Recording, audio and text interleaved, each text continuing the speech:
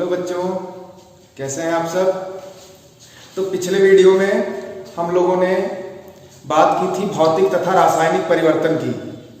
तो उसमें हमने देखा था कि जो रासायनिक परिवर्तन होता है तो क्या होता है कि रासायनिक परिवर्तन में एक नए पदार्थ का निर्माण होता है और उस नए पदार्थ के जो गुण होते हैं वो मूल पदार्थ के गुणों से भिन्न होते हैं। और मैंने आपको ये भी बताया था कि जब भी कोई रासायनिक परिवर्तन होता है तो पदार्थ के अंदर कोई ना कोई रासायनिक अभिक्रिया होती है। तो आइए आज हम उसी रासायनिक अभिक्रिया के बारे में थोड़ा और डिटेल में जानने वाले हैं। तो जैसा कि आपको दिखाई दे रहा है बोर्ड पर हमने परिभाषा लिखी है रासायनिक अभिक्रिया की। तो रासायनिक अभिक्रिया में यही होता है कि जो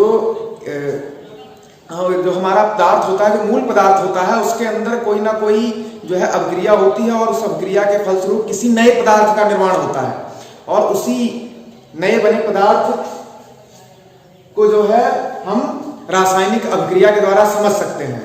तो रासायनिक अभिक्रिया की परिभाषा है कि जब दो या दो से अधिक पदार्थ आपस में मिल करके एक या एक से अधिक नए पदार्थों का निर्माण करते हैं तो वह आपकी जो प्रक्रिया है रासायनिक अभिक्रिया कहलाती है।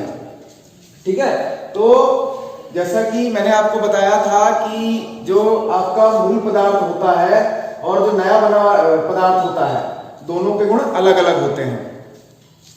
तो रासायनिक अभिक्रिया में जैसे मान लीजिए ये पहला एग्जांपल मैंने लिखा है, हमने कल भी चर्चा की थी इस एग्जांपल की कि जब आप कार्बन को ऑक्सीजन की उपस्थिति में जलाते हो तो कार्बन डाइऑक्साइड का निर्माण होता है और ये जो कार्बन डाइऑक्साइड आपकी बनती है इसके गुण मूल पदार्थों के गुणों से भिन्न होते हैं। तो अब आपको क्लियर हो गया होगा। सेम इसी तरह ये भी है कि जब आप कैल्शियम कार्बोनेट को गर्म करते हो तो वो कैल्शियम ऑक्साइड और कार्बन डाइऑक्साइड में वियोजित हो जाता है और इन दोनों के गुण आपके कैल्शियम कार्बोनेट के गुण से अलग होते हैं। तो यही है आपकी रासायनिक अभिक्रिया कि रासायनिक अभिक्रिया जब भी होती है किसी पदार्थ में तो किसी नए पदार्थ का निर्माण होता है और उस नए बने पदार्थ के जो गुण होते हैं वो मूल पदार्थ के गुणों से अलग होते हैं। ठीक। तो जो आपकी रासायनिक अभिक्रिया होती है उसको लिखने का हमारे पास जो है एक सांकेतिक तरीका होता है और उसी सांकेतिक तरीके को हम रासायनिक समीकरण कहते हैं। क्या कहते हैं? रासायनिक समीकरण या केमिकल इक्वेशन कहते हैं इंग्लिश में। तो क्या होता है, मैंने आपको पिछले वीडियो में बताया था कि आपका जब भी कोई रासायनिक परिवर्तन होता है तो कोई ना कोई नया उत्पाद बनता है।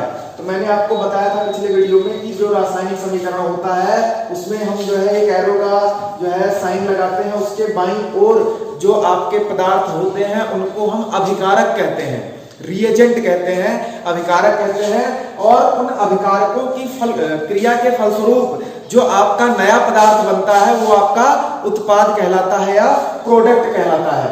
तो यहाँ पर आपको दिखाई दे रहा है जैसे ये दोनों अभिकारक हैं और यहाँ पर जो कार्बन डाइऑक्साइड गैस का उत्सर्जन हो रहा है ये आपकी उत्पाद है। सेम इसी तरह आपका सेकंड एग्जांपल में अभिकारक कैल्शियम कार्बोनेट है और उत्पाद आपका कैल्शियम ऑक्साइड और कार्बन डाइऑक्साइड है। तो ये बात आपकी क्लियर हो गई। तो अब हमें मेनली बात करनी है रासायनिक समीकरण की। किसी भी रासायनिक अभिक्रिया को हम जो है सांकेतिक रूप से रासायनिक समीकरण की सहायता से प्रस्तुत करते हैं। तो क्या होता है रासायनिक समीकरण में कि आपके जो अभिकारक होते हैं वो लिखे जाते हैं और जो आपके उत्पाद बनते हैं वो भी जो है रासायनिक समीकरण में सांकेतिक रूप में लिखे जा सकते हैं। जैसा कि ये मैंने एक एग्जांपल यहाँ पर लिखा हुआ है, देखिए इसको ध्यान से। जैसे जब मैग्नीशियम और ऑक्सीजन की क्रिया होती है आपस में तो आपका मैग्नीशियम ऑक्साइड बनता है। तो अब आप ये बताइए कि ये जो आपका प्रोसेस है इसमें अभिकारक कौन है? तो अभिकारक के बारे में मैंने बताया कि जिन पदार्थों के संयोग से जिन पदार्थों की अभिक्रिया के फलस्वरूप नया पदार्थ बनता है वो अभिकारक कहलाते हैं। तो यहां देख रहे हो इस एग्जांपल में कि मैग्नीशियम ऑक्साइड का निर्माण मैग्नीशियम और ऑक्सीजन की क्रिया के फलस्वरूप हुआ है। तो आपका मैग्नीशियम और ऑक्सीजन इस अभिक्रिया में अभिकारक का काम कर रहे हैं और मैग्नीशियम ऑक्साइड आपका उत्पाद है। तो अब आपको समझ में आ गया। तो यहाँ पर मैंने जो है ऊपर एक समीकरण जो लिखा है हिंदी में आपको जो दिखाई दे रहा है, मैग्नीशियम और ऑक्सीजन ये दोनों अभिकारक हो गए और मैग्नीशियम ऑक्साइड आपका उत्पाद हो गया। तो यहाँ पर ये जो समीकरण है ऊपर वाला, ये जो आपको दिखाई दे रहा है, इसको हम बोलते हैं शब्द समीकरण। क्या बोलते हैं? शब्द समीकरण बोलते हैं। और जबकि आपको ये जो नीचे दिखाई दे रहा है ये है आपका सांकेतिक समीकरण। क्या है? सांकेतिक समीकरण। तो दोनों ही सही हैं, लेकिन अब आप सोच रहे होंगे कि यही लिखा रहने देते तो क्या दिक्कत थी, हम नीचे वाले को क्यों लिख दिया? तो नीचे वाले को हमने इसलिए लिख दिया कि आप देख रहे हो कि यहाँ पर जो शाब्दिक समीकरण है इसमें हमें बड़े बड़े शब्द लिखने पड़ रहे हैं, जिससे कि हमारा समय ज्यादा व्यर्थ हो रहा है। और जब आप अभिक्रिया की क्रिया विधि को समझते हो तब भी आपका ये जो क्या कहते हैं शब्द समीकरण है ये उपयोगी नहीं होता है उसमें। लेकिन जब आप जो है सांकेतिक समीकरण की बात करते हो तो क्या होता है कि आपको जो है रासायनिक अभिक्रिया को प्रस्तुत करने में समय भी कम लगता है और उस सांकेतिक समीकरण की सहायता से आप अभिक्रिया की क्रिया विधि को, उसके मैकेनिज्म को आसानी से समझ सकते हो। तो जैसा कि यहाँ पर आपको दिखाई दे रहा है कि मैग्नीशियम का जो संकेत है वो Mg होता है और ऑक्सीजन का जो ऑक्सीजन मॉलिक्यूल की अगर ऑक्सीजन अणु की बात हो रही हो तो उसका संकेत O2 होता है और जो मैग्नीशियम ऑक्साइड बना है हमारा दोनों की अभिक्रिया के द्वारा उसका जो है सांकेतिक रूप MgO होता है। तो इस तरह से लिखने से हमें समय की बचत होती है और उसके अतिरिक्त हमें जो है अभिक्रिया की क्रिया विधि के संदर्भ में भी आसानी से जानकारी प्राप्त हो जाती है। तो इसीलिए किसी भी रासायनिक समीकरण को हम सांकेतिक रूप में प्रस्तुत करते हैं, जैसा कि आपको नीचे दिखाई दे रहा है। आइए एक दो एग्जांपल्स के द्वारा और समझा जाए।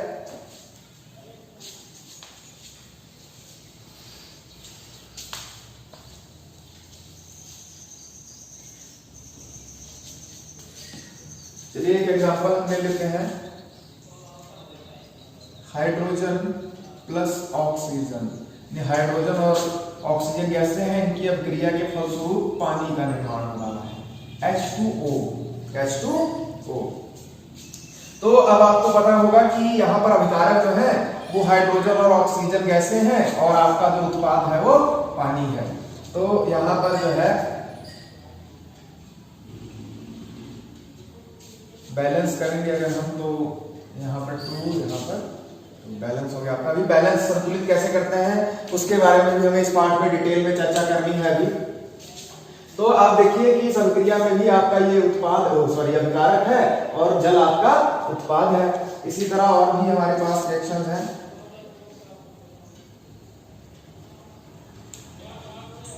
नाइट्रोजन और हाइड्रोजन गैसों के संयोग से अमोनिया का निर्माण होता है। ठीक है, तो ठीक है, और इसमें थोड़ा दाब और ताप की भी कंडीशन होती है, थोड़ा दाब होना चाहिए, उच्च दाब। हैबर विधि में आपने पढ़ा होगा कि नाइट्रोजन और हाइड्रोजन का जब हम उचित दाब और ताप की परिस्थितियों में जो है अभिक्रिया करवाते हैं तो अमोनिया बनती है आपकी। इसी तरह बहुत सारे अनेक एग्जाम्पल हमें देखने को मिल। चलिए एक और एग्जाम्पल देखते हैं आगे। तो एक एग्जाम्पल हमारे पास है जैसे CaO कैल्शियम ऑक्साइड की जब आप जल के साथ रिएक्शन करवाते हैं तो आपका बनता है कैल्शियम हाइड्रोक्साइड, जिसको आप बोलते हो बुझा चूना।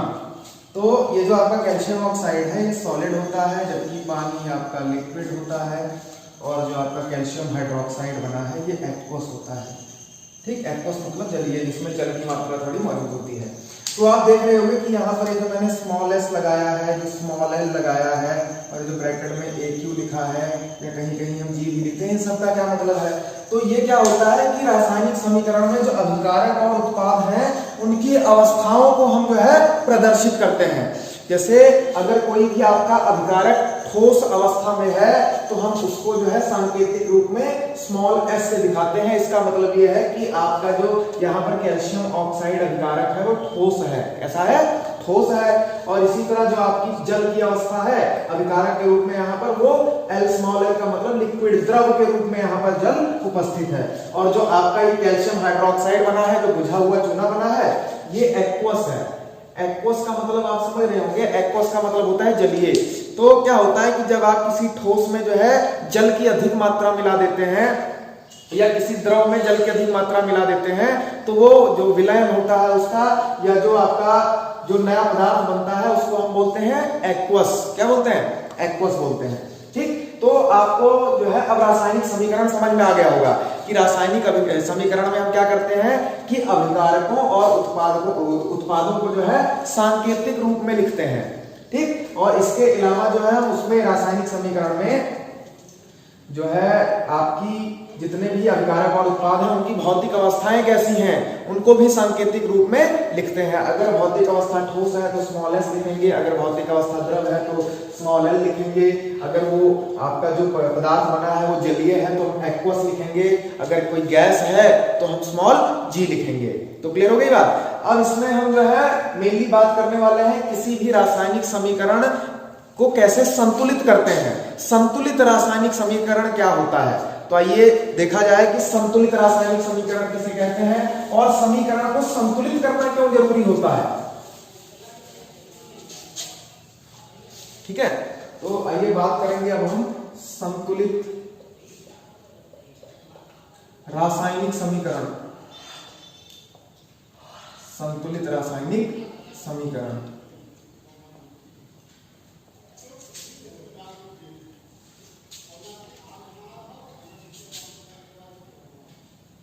चलिए बात कर लीजिए। वही एग्जांपल लेते हैं जल वाला। जैसे मान लीजिए हमारे हाइड्रोजन और ऑक्सीजन के संयोग से पानी का निर्माण हो रहा है, H2O बन रहा है। ठीक है, तो ये हमने जो है एक रासायनिक समीकरण लिखा है। ये जल आपकी हाइड्रोजन गैस है, ये ऑक्सीजन गैस है और इनके फलस्वरूप जो है इनकी अभिक्रिया के फलस्वरूप पानी का निर्माण हो रहा है। तो अब आप देखिए क्या ये जो रासायनिक समीकरण मैंने लिखा है ये पूर्ण रूप से सही है। हमने जो है हाइड्रोजन का संकेत लिख दिया, ऑक्सीजन का संयोग लिख दिया और जो उत्पाद जल बना उसका संकेत लिख दिया। तो क्या ये रासायनिक समीकरण पूरी तरह से सही है? तो आंसर है नहीं, ये सही नहीं है। क्यों नहीं सही है? क्योंकि मैंने अभी आपको बताया था कि अभिकारक और उत्पादों को तो सांकेतिक भाषा में लिखेंगे ही, उसके अलावा जो है रासायनिक समीकरण में आपकी अभिकारकों और उत्पादों की जो भौतिक अवस्थाएं हैं उनको भी जो है कोष्ठक में दर्शाना आवश्यक होता है। जैसे यहाँ पर ये जो आपकी हाइड्रोजन है ये गैसीय अवस्था में है। कैसे है? गैसीय अवस्था में है, स्मॉल जी। तो हम गैसीय अवस्था में स्मॉल जी से इसको दिखा देंगे। ऑक्सीजन भी गैस है तो इसको भी स्मॉल जी से दिखा देंगे। और जो आपका जल बना है ये आपका द्रव है, लिक्विड है, तो आपका हो जाएगा ये लिक्विड। यहाँ पर आपको पता है कि जब आप गैस पर दाब लगाएंगे तभी वो द्रव में बदलेगी। तो हाइड्रोजन और ऑक्सीजन का जब संयोग होता है, जल का निर्माण होता है, तो इस अभिक्रिया में हमें जो है उच्च दाब की जरूरत होती है, उच्च दाब। ठीक है, तो जब हाई प्रेशर रहेगा तो संयोग करके जल का निर्माण हो जाएगा। तो हमने अब जो इसकी भौतिक अवस्थाएं भी लिख दी। क्या अब ये समीकरण पूरी तरह से सही हो गया? तो आंसर है अभी भी सही नहीं हुआ। क्यों नहीं सही हुआ? क्योंकि आपने जो है कक्षा 9 में पढ़ा होगा एक द्रव्यमान संरक्षण का नियम। द्रव्यमान संरक्षण का नियम, तो द्रव्यमान संरक्षण का नियम क्या है उसके बारे में थोड़ा जान लीजिए कि किसी भी रासायनिक अभिक्रिया में जितना अभिकारक लेकर के आप अभिक्रिया करवा रहे हो उत्पाद भी उतना ही होना चाहिए। इसका मतलब यह है किसी भी रासायनिक अभिक्रिया में जो द्रव्यमान होता है वो अपरिवर्तित होता है। अब इसको और आसान तरीके से समझने के लिए ऐसे समझ लीजिए, मान लीजिए आपने 1 मोल हाइड्रोजन गैस ली थी और 1 मोल ऑक्सीजन गैस ली थी, तो कुल मिलाकर के आपने 2 मोल अभिकारक लिया। क्या लिया? 2 मोल अभिकारक आपने लिया अभिक्रिया करवाने के लिए। तो आपका जो प्रोडक्ट बनेगा, आपका जो उत्पाद बनेगा वो भी 2 मोल होगा। कितना होगा? 2 मोल होगा। अब उसमें कुछ परिवर्तन हो सकते हैं, जैसे यहां पर आपको अभिकारक 2 दिखाई दे रहे हैं, तो जो आपकी अभिक्रिया के फलस्वरूप जो उत्पाद बना है वो एक जो है संयोजित उत्पाद भी हो सकता है। लेकिन आपने जितना अभिकारक लिया था, जितनी मात्रा में, मान लो 2 मोल लिया था आपने, तो आपका उत्पाद भी 2 मोल ही होगा। यानी द्रव्यमान ना तो कम होगा ना तो ज्यादा होगा। यही है द्रव्यमान संरक्षण का नियम। यानी आपने जितना अभिकारक लिया था उत्पाद भी उतना ही बनेगा।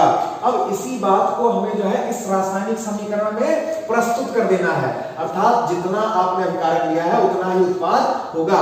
और इसको रासायनिक समीकरण में जो है प्रस्तुत करने के लिए हमें रासायनिक समीकरण को संतुलित करना पड़ेगा, अर्थात कि जितने अणु आपने जो है हाइड्रोजन और ऑक्सीजन के लिए थे उसके हिसाब से ही उसी रेशियो में उसी अनुपात में जो है जल का निर्माण हुआ होगा। तो आइए देखा जाए कैसे संतुलित करेंगे अब हम।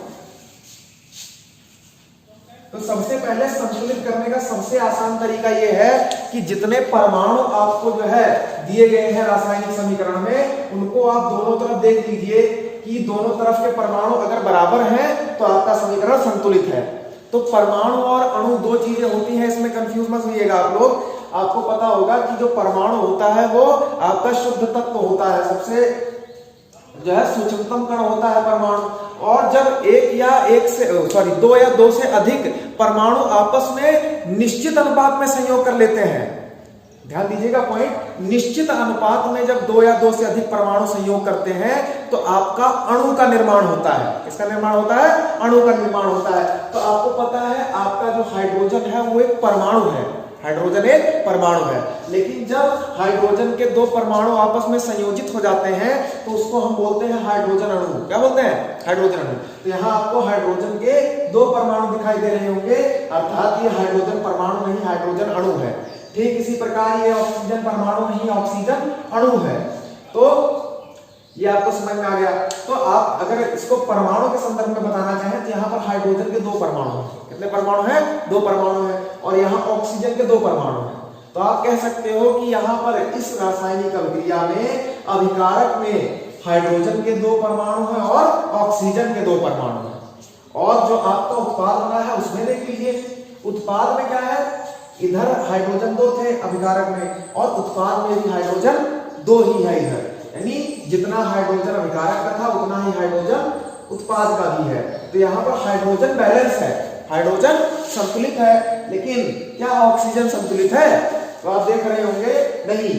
तो यहाँ पर अभिकारक में आपको ऑक्सीजन के दो परमाणु दिख रहे हैं, जबकि उत्पाद में आपको ऑक्सीजन का एक परमाणु नजर आ रहा है। तो हमें क्या करना है? ऑक्सीजन को बैलेंस करना है। जितना ऑक्सीजन उधर है उतना ही ऑक्सीजन जो है इधर भी होना चाहिए। अर्थात आपकी रासायनिक समीकरण में जो LHS राइट हैंड साइड के जो आपके परमाणु हैं वो लेफ्ट हैंड साइड के जो परमाणु है वो राइट हैंड साइड के परमाणुओं की तरह जो है बराबर होने चाहिए दोनों। तो यहाँ पर आप देख रहे हो ऑक्सीजन दो है और इधर ऑक्सीजन एक है। तो आपको दिख रहा होगा कि राइट हैंड साइड में ऑक्सीजन परमाणुओं की संख्या कितनी है? एक है। तो हम क्या करेंगे, इस समय जो आपका प्रोडक्ट है इसको अगर दो से गुणा करा दें, इससे गुणा करा दें, दो से गुणा करा दें, तो अब यहाँ पर आप देखेंगे जब आपने इसको दो से गुणा करा दिया तो यहाँ पर अब आपका ऑक्सीजन दो हो गया। कितना हो गया? दो हो गया। लेकिन जब आपने इसका दो से गुणा करवाया तो यहाँ हाइड्रोजन में भी तो दो करना हो जाएगा, तो 2 to the 4। तो यहाँ पर अब हाइड्रोजन के चार परमाणु हो गए। कितने हो गए? चार हो गए, जबकि इधर हाइड्रोजन के अभी दो ही परमाणु हैं। तो आप अभिकारक में भी अगर हाइड्रोजन को दो से गुणा करा देंगे तो अभिकारक में भी अब हाइड्रोजन के चार परमाणु हो गए। तो एक बार अब आप पुनः चेक कीजिए कि आप सब परमाणु बराबर हो गए। तो देखिए 2 to the 4, इधर 4 हाइड्रोजन और यहाँ देखिए 2 to the 4 हाइड्रोजन, और इधर दो ऑक्सीजन और यहाँ भी, यहाँ पर दो से मल्टीप्लाई हो रहा है तो दो ऑक्सीजन इधर भी हो गए। तो अब ये रासायनिक समीकरण संतुलित हो गया। क्लियर हो गई बात? तो इस तरह से हम अभिकारक और उत्पाद में दोनों तरफ परमाणुओं की संख्या बराबर करके समीकरण को संतुलित करते हैं, जिससे कि द्रव्यमान संरक्षण का जो हमारा नियम है उसका पालन होता रहे। तो समझ में आ गई बात? आइए एक एग्जांपल और लेते हैं संतुलन का।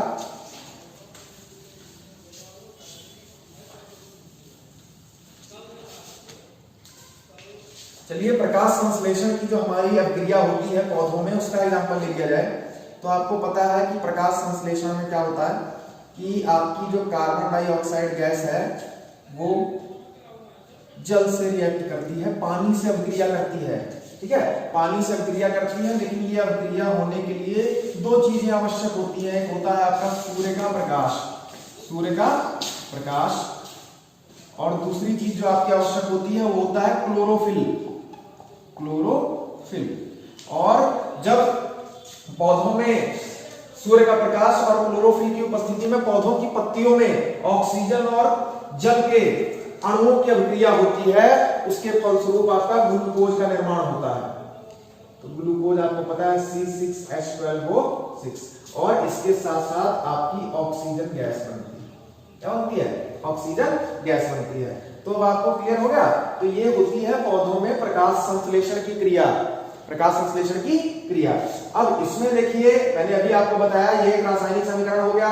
तो क्या ये जो है पूरी तरह से सही है रासायनिक समीकरण? तो आप कहेंगे अभी तो नहीं है, क्योंकि हमें जो है अभी भौतिक अवस्था लिखनी है सभी अभिकारकों और उत्पादों की, और उसके बाद जो है हमें अभिकारक और उत्पाद के जो परमाणु है उनको आपस में बराबर करना है। तो ये CO2 जो है गैस है, तो स्मॉल g, और H2O जो है आपका वो लिक्विड है, तो L आपका हो जाएगा। जो आपका ये जो ग्लूकोज बना है ये क्या है? ये भी जो आपका है लिक्विड के रूप में होता है, ठीक, और ऑक्सीजन जो है वो गैस है आपकी। तो क्लियर हो गई बात। इस अभिक्रिया में जो है थोड़ी आपकी ऊर्जा भी निकलेगी, ऊर्जा निकलती है आपकी, और इसी ऊर्जा को जो है पेड़ पौधे अपनी जितनी भी उनकी उपापचयी क्रियाएं होती हैं उसके लिए यूज कर लेते हैं। तो आइए बैलेंस करा जाए जल्दी से। तो बैलेंस कैसे करेंगे देखिए, तो दोनों तरफ पहले कार्बन को गिन लीजिए। कार्बन इधर 1 है और कार्बन इधर 6 है। सबसे पहले आपको यही देखना है। तो आपको दिख रहा होगा कि कार्बन परमाणुओं की संख्या बाईं ओर अभिकारक के कॉलम में कम है। तो आप क्या करेंगे, सबसे पहले कार्बन को इधर 6 से मल्टीप्लाई करा दीजिए, ठीक, 6 से हमने मल्टीप्लाई करा दिया तो कार्बन इधर 6 हो गए। अब ऑक्सीजन को देखिए, ऑक्सीजन यहां देखेंगे आप तो 6 to the 12, 6 to the 12, 12 oxygen इधर हो गया और एक ऑक्सीजन पानी में है, तो 13 हो गए इधर। और इधर देखेंगे जब आप ऑक्सीजन, तो यहाँ पर है आपका 6 और 2 8, कितना हो गया 8। तो सबसे पहले हमें क्या करना है कि जो आपकी परमाणुओं की संख्या है वो सम होनी चाहिए। कैसी होनी चाहिए? सम होनी चाहिए, आपका इवन होनी चाहिए। तो यहाँ पर आपको 13 नजर आ रहा है, जबकि इधर आपका जो है 8 नजर आ रहा है। तो हम क्या करें, अगर इसको 6 से मल्टीप्लाई करा जाए तो हाइड्रोजन जब आप बैलेंस करोगे तो आपको क्लियर हो जाएगा। हाइड्रोजन इधर 12 है और हाइड्रोजन इधर 2 है। तो आप क्या करेंगे, हाइड्रोजन को बैलेंस करने के लिए इधर H2O को 6 से अगर मल्टीप्लाई करा दें तो 6 to the 12। अब इधर हाइड्रोजन जो है 12 हो गए और इधर भी हाइड्रोजन आपके कितने हो गए? 12 हो गए। तो जब आपने इसको 6 से मल्टीप्लाई कराया तो इधर जो है आपके ऑक्सीजन जो है वो कितने हो गए? 6 एटम्स हो गए ऑक्सीजन के इधर, और आपके 12 इधर थे, तो कुल मिलाकर के 18 एटम्स आपके इधर ऑक्सीजन के हो गए। और यहाँ पर 6 आपके यहाँ थे, तो 6 यहाँ थे तो 18 हो गए। तो आप कितने बचे? 12 बचे। तो आप इसको 6 से मल्टीप्लाई करा दीजिए, ठीक, 6O2, तो 6 to the 12 12 और 6 ऑक्सीजन यहाँ ग्लूकोज के मॉलिक्यूल में, तो 12 6 18। तो इधर 18 ऑक्सीजन एटम्स हो गए और इधर भी 18 ऑक्सीजन एटम्स हो गए। अब दोनों तरफ जो है परमाणुओं की संख्या एकदम बराबर हो गई, अर्थात ये समीकरण संतुलित हो गया, ठीक। तो इसी प्रकार जो है आप किसी भी रासायनिक समीकरण को आसानी से परमाणुओं की संख्या, अभिकारक और उत्पाद दोनों में बराबर करके आसानी से संतुलित कर सकते हैं। और आपको समझ में आ ही गया कि संतुलित करना क्यों आवश्यक है, ठीक। और संतुलित करते समय एक बात का और ध्यान रखना है। किस बात का ध्यान रखना है वो भी देख लीजिए थोड़ा। जैसे देखिए यही पानी वाला एग्जांपल देख लीजिए, H2 plus O2 gives H2O। H2O तो आपको दिख रहा है इधर 2 हाइड्रोजन, इधर 2 हाइड्रोजन, इधर 2 ऑक्सीजन और इधर 1 ऑक्सीजन। तो आप सोचेंगे कि ऑक्सीजन ही तो बराबर करना है, तो यहाँ पर ऑक्सीजन के नीचे 2 लगा दो, काम हो गया, है ना। अब हाइड्रोजन भी बराबर हो गया तो ऑक्सीजन भी बराबर हो गया। तो क्या ये सही है? तो आंसर है ये गलत है। अब आप कहेंगे गलत क्यों है? तो गलत इसलिए है कि जैसे हमें ये देखना रहता है, जैसे हाइड्रोजन और ऑक्सीजन को हमने मिलाया है, अभिकारक को जब आप मिलाते हो तो किसी विशेष पदार्थ का निर्माण होता है। जैसे जब आप ये जो है आप प्रैक्टिकल करके देखेंगे, जब ऑक्सीजन और हाइड्रोजन को मिलाओगे तो हमेशा पानी बनेगा। क्या बनेगा? पानी बनेगा, H2O बनेगा, ठीक। तो ये प्रैक्टिकल के द्वारा जो है निर्धारित चीज है कि और कुछ नहीं बनेगा। हाइड्रोजन और ऑक्सीजन को जब आप मिलाओगे तो उत्पाद के रूप में जल मिलेगा आपको। क्या मिलेगा? जल मिलेगा। तो उत्पाद में हमेशा आपको पानी ही रखना है। अगर आप H2O2 कर दोगे तो आपको पता है ये हाइड्रोजन परऑक्साइड है। क्या है ये? Hydrogen peroxide. और इसको बनाने का तरीका दूसरा है। तो हाइड्रोजन और ऑक्सीजन के संयोग से हमेशा जल बनेगा, ना कि हाइड्रोजन परऑक्साइड। तो आप ये बात ध्यान रखिएगा, कहीं भी जो है 2 4 6 यहाँ पर लगा करके बैलेंस नहीं करेंगे। हमेशा जब आप किसी मल्टीपल का, किसी नंबर का अगर मल्टीप्लाई करेंगे तो हमेशा वो अभिकारक या उत्पाद के आगे लगेगा, ना कि परमाणुओं के बॉटम के नीचे। समझ गए बात को? इसीलिए हम यहाँ पर पूरे उत्पाद को गुणा करेंगे, ना कि ऑक्सीजन के नीचे 2 लगा करके बैलेंस कर देंगे। ठीक, तो अभी आपने देखा ही था कैसे हमने इसको बैलेंस किया था। 2 ऑक्सीजन इधर है तो पूरे समीकरण को 2 से गुणा करना पड़ेगा हमें। ठीक, तो यहाँ पर 4 हो गया, तो यहाँ पर जो है 4 से इसको मल्टीप्लाई कर देंगे। तो अब आपको क्लियर हो गया होगा कि रासायनिक समीकरण को संतुलित कैसे करेंगे। ठीक, तो इस वीडियो में जो है आपने देखा कि रासायनिक समीकरण क्या होता है, रासायनिक अभिक्रिया क्या होती है, अभिकारक क्या होते हैं, उत्पाद क्या होते हैं, और समीकरण को संतुलित कैसे किया जाता है, समीकरण को संतुलित करना जरूरी क्यों होता है, ये बहुत सारी बेसिक चीजें आपने सीखी। अब नेक्स्ट वीडियो में जो है हम बात करेंगे रासायनिक अभिक्रियाओं के प्रकार की, जो कि आपके लिए बहुत इंपॉर्टेंट होने वाला है। पेपर में जो है हमेशा क्वेश्चन पूछा जाता है उसमें से। तो बहुत तरह की अभिक्रियाएं हैं आपकी, संयोजन अभिक्रिया, वियोजन अभिक्रिया, विस्थापन अभिक्रिया, द्विविस्थापन अभिक्रिया। तो उन सब की बात जो है हम आने वाले अगले वीडियो में करने वाले हैं। तो तब तक आप लोग जो है इस वीडियो को ध्यान से देखिए और इन सभी चीजों को सीखिए। तो कई बार वीडियो को देख करके आप लोग ये चीजें सीखिए, जिससे कि आपको आने वाले वीडियो में कोई भी दिक्कत ना हो। तो वीडियो को देख करके जो है कमेंट सेक्शन में जो है आप अपने प्रश्न पूछ सकते हैं कि आपको क्या समस्या है। अगर आपको कुछ समझ में नहीं आया तो कमेंट करके अवश्य बताएं। धन्यवाद।